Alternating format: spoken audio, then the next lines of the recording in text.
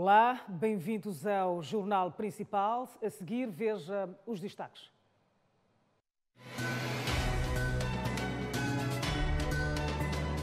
Acidente de viação em Nampula mata 4 pessoas carbonizadas.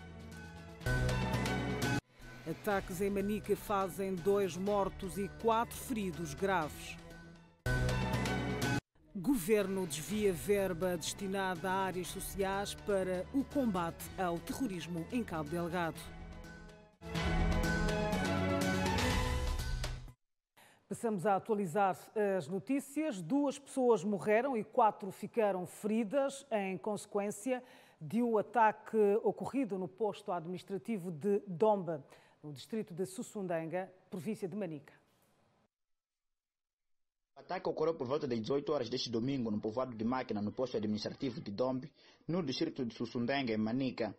O ataque foi contra transportes semicoletivos. No local, 2 pessoas morreram e 4 contraíram ferimentos e depois foram socorridas para o Hospital Provincial de Chimoio, de onde estão a receber o tratamento. Esta mulher, uma das vítimas do ataque, disse que pensava se tratar-se de pneu, mas o que não sabia era de que uma bala teria lhe atingido. Daí já tiraram aquela minha carteira, já ouvi aquele primeiro tiro. Aquele primeiro tiro eu pensava que fosse que pneu do carro. Já estou a ver, já estou no sítio. Todos estavam armados, muitos homens. Aqueles homens também não conseguimos ver, já estava um pouco escuro. Este é o condutor de uma das viaturas, foi atingido por 2 balas, mas disse que não conseguiu identificar os homens. Foi mesmo nesse movimento? Não, outro passou, outro entrou. Assim fica, não sei. Então a bala não saiu? Não sei. Mas como é que está a sentir? Não, assim, está normal. E o seu carro ficou no local? Sim, ficou no posto de Dombe. Deixou no posto. Sim. Okay. O senhor jornal é residente em Dombe. Esta manhã foi informado que seu filho de 14 anos de idade foi alvejado e, visivelmente transtornado, lamentou o sucedido. E chegaram a dizer que eram tiros. Então, como ele estava atrás, tinha que levar aqui nas costas. E o colega dele de lado tinha que levar sem morrer. A pessoa que morreu estava com ele? Estava junto na mesma cadeia de trás. Sim. Agora, o papá estava longe do local onde ocorreu o ataque? Já estava aí no posto. O técnico superior de cirurgia no Hospital Provincial de Chimoio disse que as vítimas que deram entrada naquela unidade sanitária estão a receber o devido tratamento. Todos com ferida por arma de fogo. Entre eles, 2 crianças, uma de 10 anos e uma de 14 anos. Dos 4, 2 graves, sendo esses 2 menores. Das 4 vítimas que deram entrada no Hospital Provincial de Chimoio, uma pessoa, por sinal o condutor, já teve alta, uma menor, devido à gravidade do ferimento, foi transferida para o Hospital Central da Beira e as restantes 2 pessoas continuam internadas neste hospital. As imagens são de Vanildo Domingos, Nelson Benjamin para a TV Sucesso. E a polícia na província de Manica diz que o ataque terá sido protagonizado pela autoproclamada Junta Militar da Renamo e garante que a circulação em Dombe, no distrito de Sussundenga, voltou à normalidade. Foi em conferência de imprensa na manhã desta segunda-feira que o porta-voz da polícia, Mateus Mindu, confirmou o ataque que presume ter sido protagonizado pelos homens da Junta Militar da Renamo na Estrada Nacional número 260, no posto administrativo de Dombe, no distrito de Sussundenga. Mateus Mindu disse que as forças de defesa e segurança estão no terreno no sentido de neutralizar os autores dos ataques. Cerca das 18 horas de ontem, no distrito de Sussundenga, concretamente em Dombe, um grupo de homens armados que se presume ser da autoproclamada Junta Militar da Renamo atacou 4 autocarros. As nossas linhas operativas foram lançadas naquele local, não só como em toda a província de Manica, com vista a identificar, neutralizar e responsabilizar criminalmente. Mindu disse que a circulação no posto administrativo de Dombe voltou à normalidade. A situação naquele local voltou à normalidade. Ou seja, é notável a presença policial em todo o local. As pessoas circulam de forma livre, retomaram, ou seja, continuam com a sua vida normal. Este é o segundo ataque de homens armados a acontecer no posto administrativo de Dombe. O primeiro foi num estaleiro onde um cidadão de nacionalidade estrangeira perdeu a vida. O recrudescimento dos ataques em Cabo Delgado está a forçar o governo a sacrificar parte dos recursos destinados a áreas sociais. A informação foi avançada esta segunda-feira em Maputo pelo ministro da Economia e Finanças, Adriano Maleani. Se a Covid-19 está a deixar a economia de rastos, os ataques em Cabo Delgado estão a agravar a situação. E segundo o ministro da Economia e Finanças, as áreas sociais são as mais afetadas. Temos que reorientar os poucos recursos que nós temos para o esforço de guerra. E é isso que tudo está a ser feito para que não tenhamos guerra. Esse é o princípio. Mas não há dúvidas que nós temos ainda muitas dificuldades de reorientar as despesas para a guerra. Maleani, que falava durante o encontro que manteve com a Comissão do Plano e Orçamento da Assembleia da República, explicou que a insurgência em Cabo Delgado forçou o Executivo a realocar parte do orçamento para reforçar a logística das forças de defesa e segurança. Já os poucos recursos que nós estamos a dar para áreas sociais não chegam. E se temos que inventar, que é o termo, mais recursos para a guerra, de facto isso é muito mau. Portanto, é mau para a economia, é mau para as transferências para as famílias, é mau em todos os aspectos. O governo reitera a necessidade de criar incentivos materiais e financeiros para reanimar a economia de Cabo Delgado, fortemente abalada pela insurgência armada. Portanto, não há guerra nenhuma que faça muito bem à economia, à saúde e as finanças são os primeiros indicadores que temos desse mal-estar. Ter vigilante e saber como apoiar o esforço das Forças Armadas para que a situação se resolva. Os ataques em Cabo Delgado já tiraram a vida de mais de 1000 pessoas e fizeram mais de 300 mil deslocados. Moçambique vai perder cerca de 21 mil milhões de meticais em receitas devido ao impacto da Covid-19, que impossibilita o cumprimento da meta traçada para este ano. A informação foi avançada esta segunda-feira em Maputo, no encontro entre a Comissão do Plano e Orçamento e o Ministério da Economia e Finanças. O ministro do Pelour, Adriano Maleani, diz que os prejuízos resultam dos efeitos negativos da Covid-19. A receita vai baixar. Nós tínhamos previsto para 2020 uma receita de 235 bilhões de meticais e com esta quebra esperamos ter 215, vai baixar para 215. Logo são quase 20,2 bilhões que nós vamos perder e é preciso fazer toda essa rearrumação e o orçamento retificativo visa exatamente isso, corrigir e no quadro de transparência ter a lei orçamental ajustada à realidade.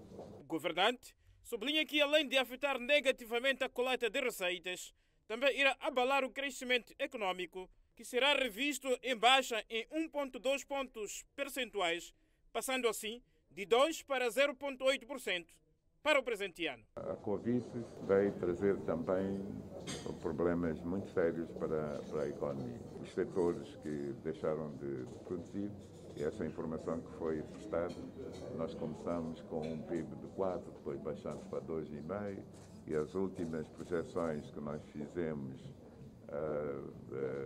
estamos no intervalo de 0,8% a menos 1,2%. Portanto, é possível que a economia ainda caia um pouco mais. E assegura que será submetido na próxima quarta-feira o orçamento retificativo à Assembleia da República para salvaguardar a transparência na gestão do erário público e reajustar ao contexto atual. E a única forma que temos é ir ao Parlamento para fazer a correção, para fazer face a esta quebra de receita que resulta da quebra da atividade por causa da Covid. Só para ter uma ideia. Já o presidente da Comissão do Plano e Orçamento da Assembleia da República, Antônio Niquis, reconhece a necessidade e a urgência de reajustar um instrumento macroeconômico num contexto complexo que o país vive. E vamos, com algum detalhe, aprimorar as matérias que serão objeto de análise em sede da Assembleia da República, desde o orçamento retificativo, mas também existem outras matérias que vão ser revistas, desde a revisão da lei sobre o SISTAF, e precisam de ser ajustados à realidade, mas também pela necessidade de ajustá-los à realidade macroeconômica, em função daquilo que são os indicadores que nos foram apresentados. Refira-se que o governo diz que vai tomar medidas para atender às adversidades que emergem com a propagação da Covid-19. A consultora Focus Economics considera que a economia de Moçambique vai registrar este ano um crescimento negativo de 1,3%, o que acontece pela primeira vez em 30 anos devido aos efeitos da pandemia da Covid-19. A economia deverá contrair-se este ano pela primeira vez em quase 3 décadas devido às consequências da pandemia, escrevem os analistas no mais recente relatório sobre as economias africanas. De acordo com o documento enviado aos clientes e que a Lusa teve acesso, a economia moçambicana deverá entrar em território negativo este ano, mas deverá recuperar de forma sólida em 2021, ano em que deverá registrar um crescimento de 2,9%. As exportações, especialmente do carvão e alumínio, deverão cair face ao abrandamento da procura eterna e o considerável peso da dívida pública também prejudica as perspectivas de recuperação da economia, alertam os analistas, antecipando uma subida de inflação para 3,2% este ano e 4,1% em 2021. A Fox Economic escreve ainda que o sentimento econômico, que reflete a confiança dos agentes econômicos, caiu novamente em julho, o 5º mês consecutivo de queda, e registrou o pior resultado da série num contexto de degradação dos indicadores sobre o emprego, nomeadamente nos setores dos transportes e da construção. A sociedade civil defende a capitalização dos projetos de conteúdo local para permitir que os investimentos no setor de recursos minerais possam beneficiar a maioria da população moçambicana. Mais da metade da população moçambicana é constituída por jovens, na sua maioria desempregada. Para resolver este problema, o Centro para a Democracia defende que os projetos de conteúdo local podem ser uma saída. Ao nível nacional, essas oportunidades da exploração dos recursos naturais, justamente porque o benefício através das políticas públicas demora a chegar. Então, o conteúdo local tem que ser utilizado de forma séria, criteriosa, para permitir que já os moçambicanos possam beneficiar disso. Aliás, o diretor do CDD, Adriano Novunga, lamenta o fato de as grandes reservas de hidrocarbonetos com destaque para o gás natural no país ainda não estarem a beneficiar a maioria dos moçambicanos. O diretor executivo do Centro para a Democracia e Desenvolvimento, Adriano Novunga, diz que é o momento dos jovens participarem ativamente nos projetos governamentais e serem inclusos, diferentemente dos últimos 15 anos em que os projetos favoreciam apenas as elites. O gás natural que temos em Moçambique, abundantemente, pode ser gerido de uma maneira que já a partir de agora os moçambicanos possam beneficiar. O que nós estamos a dizer é que o atual modelo para a exploração, ele prevê que os moçambicanos se beneficiem com o tempo. Mas o que nós estamos a dizer é que é possível, através de uma governação inclusiva, com enfoque na questão do conteúdo local, já agora beneficiar os moçambicanos, tirar os jovens do desemprego e promover um crescimento que seja inclusivo. Luvunga diz ainda que os níveis de inclusão e transparência na exploração dos recursos naturais ainda não são satisfatórios. Daquilo que temos estado a advogar é que os níveis de transparência não são satisfatórios. Não são satisfatórios.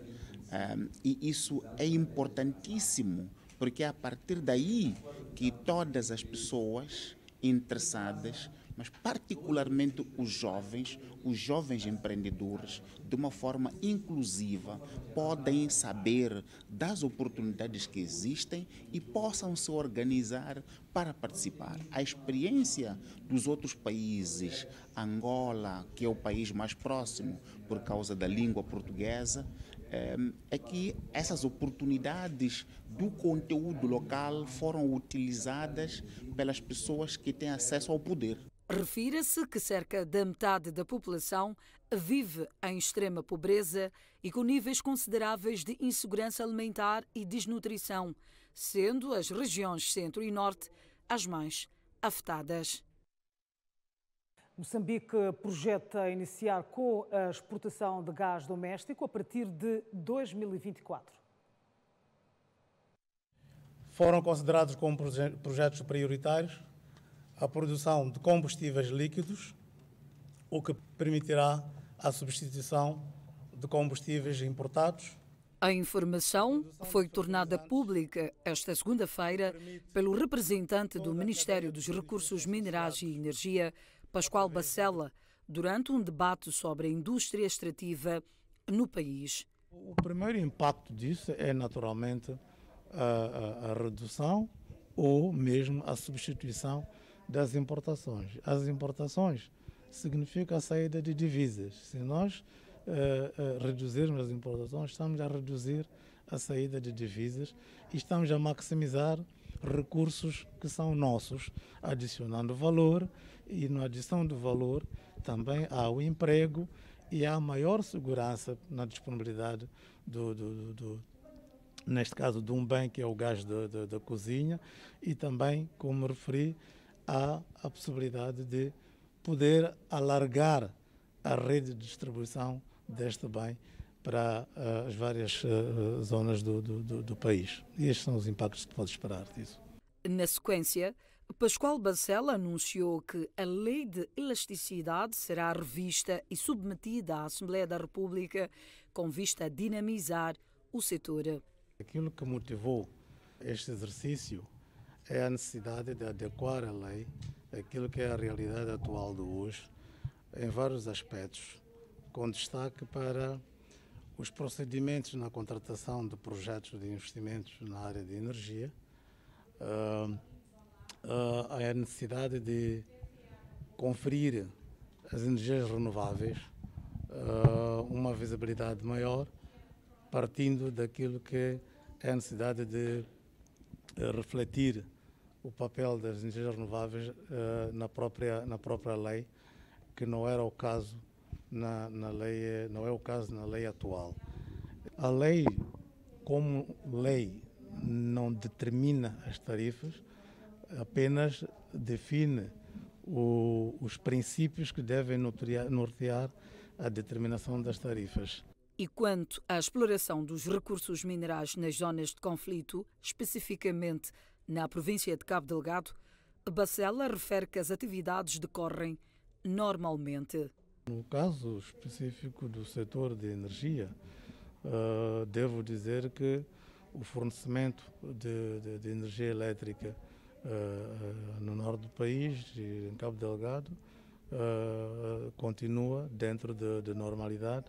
Os projetos que estão em curso continuam, tanto em relação ao gás natural do Rovuma, como outros projetos no domínio de eletrificação, assim como novos projetos de geração de energia, a exemplo do projeto da Central Solar de Metoro, que neste momento está em curso.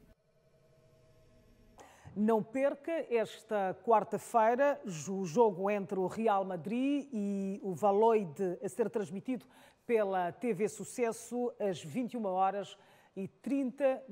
Um jogo a não perder aqui na TV Sucesso. Acidente de aviação na província de Nampula mata 4 pessoas e fere outras 11.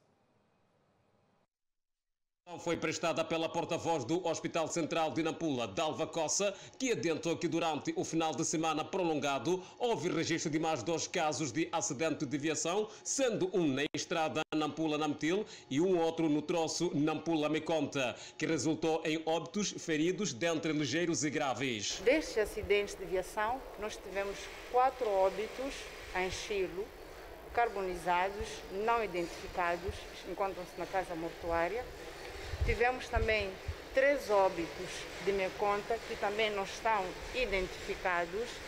E no dia 27 nós tivemos 6 corpos que também não estão identificados e encontram-se na casa mortuária do hospital. A falta de precaução, o excesso de velocidade, a ultrapassagem irregular estiveram na origem da colisão das 2 viaturas que entraram em combustão, provocando a morte dos 4 ocupantes. O acidente envolvia um autocarro, um minibus, um chapa que furou o pneu na ponte e capotou. Infelizmente, neste acidente de aviação, tivemos doentes internados na ortopedia, uma das quais uma senhora que teve como consequência uma amputação traumática do membro superior esquerdo. Isto não é muito bom para sabermos isto. Sabemos que os membros são úteis para o nosso trabalho. Já em outra nota separada, Dalva Cossa fala da existência de corpos sem vida na morgue do Hospital Central de Nampula que ainda não foram reclamados. De Nampula para TV Sucesso, Leonardo Gimo. A polícia abortou, no último fim de semana, uma tentativa de sequestro do filho de um empresário na cidade da Beira, província de Sofala. A Polícia da República de Moçambique frustrou este fim de semana o sequestro do filho de um dos empresários de renome na cidade da Beira.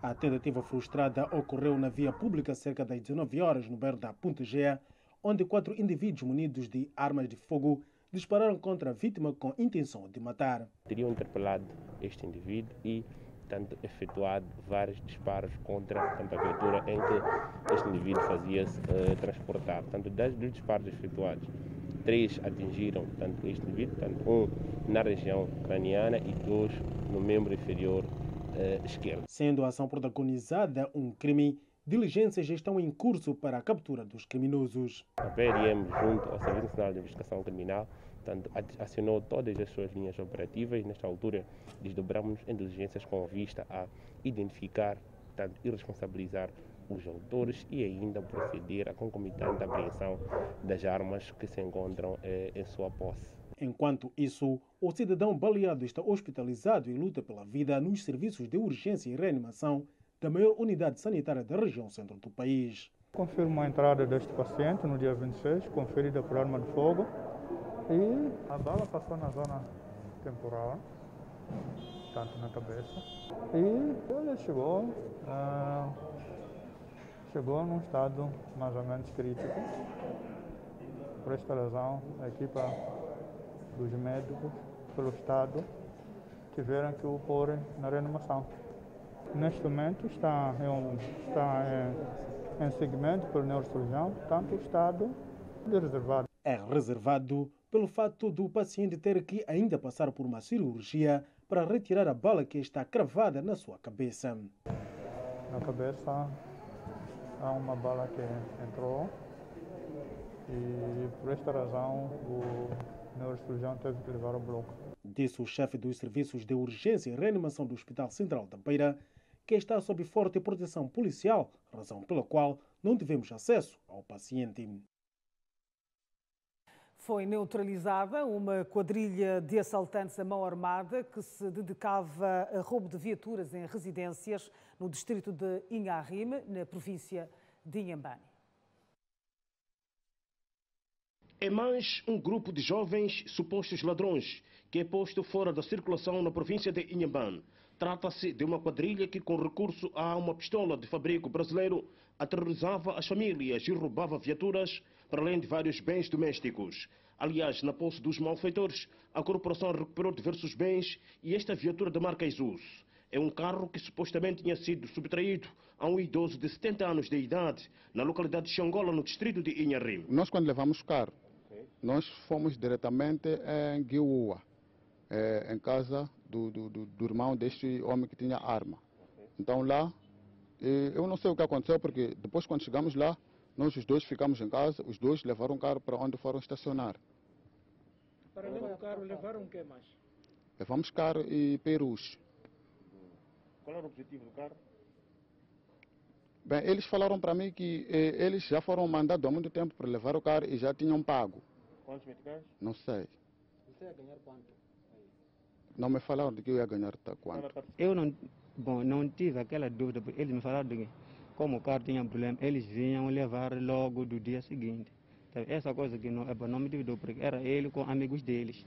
O grupo era também especializado em roubo de painéis solares, motorizadas e baterias das antenas de operadoras de telefonia móvel, para além de dinheiro. Eu disse, ali naquela casa, eu não me dou com aquela família, porque houve uma confusão que uma vez o meu filho foi roubar um bom dinheiro aí. Pronto. Daí eu disse, eu vou para casa, aqui em casa do meu irmão. Ele disse que vinha de Mahalam. Saímos de lá, ele disse que eu também vou. Eu vivo na 4 de outubro. Cheguei lá, ele disse que é melhor eu esperar o carro aqui na tua casa. Ele esperou o carro ali na minha casa e saiu e foi embora. Depois, neste mês aqui, nos princípios deste mês, é quando me aparece com esse jovem de camiseta branco, vermelho, não, azul, verde. E a dizer que é para vir a ver se você ainda está bom ou não.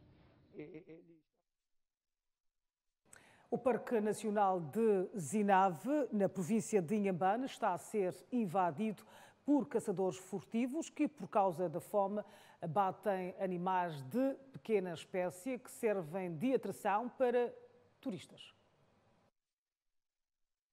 Nos dias que correm, o Parque Nacional de Zinave, no distrito de Mabote, norte de Inhambane, transformou-se num campo de batalha para a sobrevivência de várias famílias. O fato fica de ver-se a fome derivada da seca cíclica nesse distrito, aliada ao confinamento social devido à Covid-19. Ou seja, as famílias que vivem no interior da área de conservação e outras da zona tampão recorrem à caça furtiva. O número de incursões de caçadores furtivos dentro do parque cresceu muito.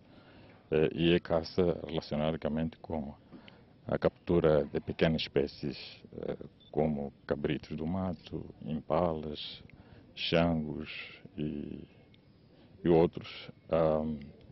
Tudo isto está associado com a situação de fome em que as nossas comunidades por volta do parque estão vivendo. A administração do Parque Nacional de Zinave não sabe ao certo o número de animais abatidos por furtivos este ano, mas o cenário é descrito como uma autêntica chacina na área de conservação.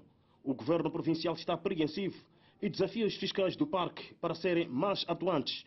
A ideia é continuar a alimentar a esperança de ver Zinave a ser um destino do Fórum Mundial para o Turismo do Interior. Paramos aqui para reconhecer o vosso trabalho, o vosso sacrifício, o vosso empenho, a vossa responsabilidade e a vossa competência como jovens fiscais que trabalham de segunda a segunda, 24 sobre 24 horas, para esta área de conservação. E principalmente para a vida dos nossos animais e o combate à caça furtiva. Sobretudo, aqueles que caçam os nossos animais ilegalmente, a caça furtiva, para poder eliminar aquela que é a nossa principal riqueza neste parque, que são os animais. Este ano foram apreendidas várias artes de caça furtiva nesta área de conservação. O destaque vai para 10.000 cabos de aço que eram usados para armadilha contra os animais de pequena espécie. Em conexão com a caça furtiva, existem em tramitação 3 processos de crime contra a fauna. Porém, a morosidade na tramitação processual tem sido uma dor de cabeça para a administração do Parque Nacional de Zenave.